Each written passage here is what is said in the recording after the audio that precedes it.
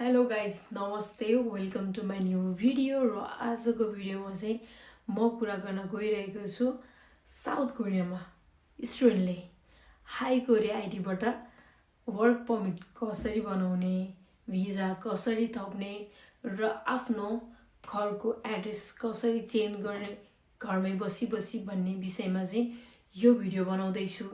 तपाईँले यो भिडियो पुरा हेर्नुभयो भने तपाईँ आफैले नै आफ्नो काम सेल्फ गर्न सक्नुहुन्छ। ल अब फुल भिडियोतिर जाउँ है त। सबैभन्दा सुरुमा चाहिँ हजुरहरू गुगलमा जानु। गुगलमा गइसकेपछि चाहिँ तपाईँले हाई कोरिया सर्च गर्नु अनि यो हाई कोरियाको पेज खुल्छ।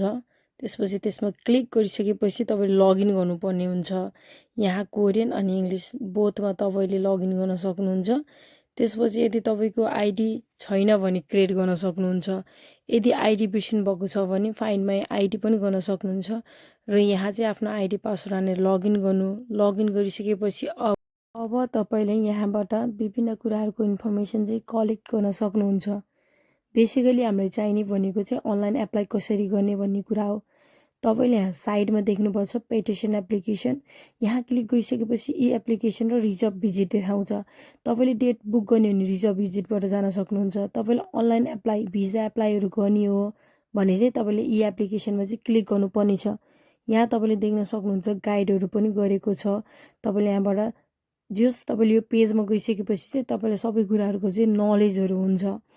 सबैभन्दा सुरुमा चाहिँ तपाईँले जानुपर्ने हो पेटिसन एप्लिकेसनमा। त्यसपछि यी एप्लिकेसनमा क्लिक गरिसकेपछि चाहिँ यहाँ विभिन्न प्रकारका तपाईँको चाहिँ भिजा एक्सटेन्ड गर्ने हो कि तपाईँको रिइन्ट्री पर्मिट लिने हो कि तपाईँको घरको एड्रेस चेन्ज गर्ने हो कि तपाईँको भिजा स्ट्याटस नै चेन्ज गर्ने हो, एभ्रिथिङ चाहिँ तपाईँले यो पेजमा चाहिँ पाउन सक्नुहुन्छ।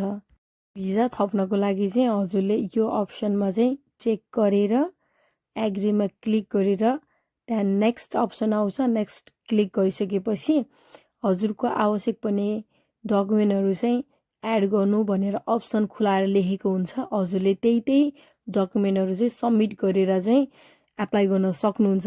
यसरी नै हजुरले वर्क पर्मिट पनि एप्लाई गर्न सक्नुहुन्छ। साइडमा टिक लगाउने, त्यसपछि एग्री गर्ने, नेक्स्ट गर्ने, आवश्यक डकुमेन्टहरू चाहिँ PDF फाइलमा एड गरेर सबमिट गरिदिने। र अर्को कुरा, यदि तपाईँले कुनै रेस्टुरेन्टमा काम गरेर काम छोडेर नयाँ रेस्टुरेन्ट जोइन गर्नुभयो र नयाँ रेस्टुरेन्टको चाहिँ वर्क पर्मिट एप्लाई गर्दै हुनुहुन्छ भने पुरानो रेस्टुरेन्टको काम छोडेको चाहिँ रिपोर्ट गरिदिनु होला।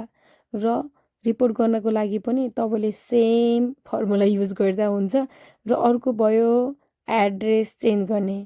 र एड्रेस चेन्ज गर्दा पनि तपाईँले सेम प्रोसेस नै गर्ने हो।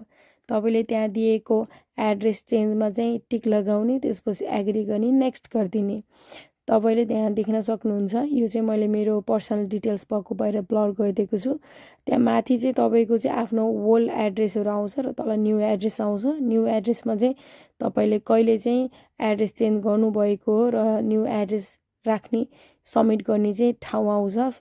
त्यो ठाउँमा चाहिँ तपाईँले आफ्नो एड्रेस राखेर एप्लाई गरिदिइसकेपछि डन हुन्छ र 2-3 दिनभित्र रिजल्ट आउँछ।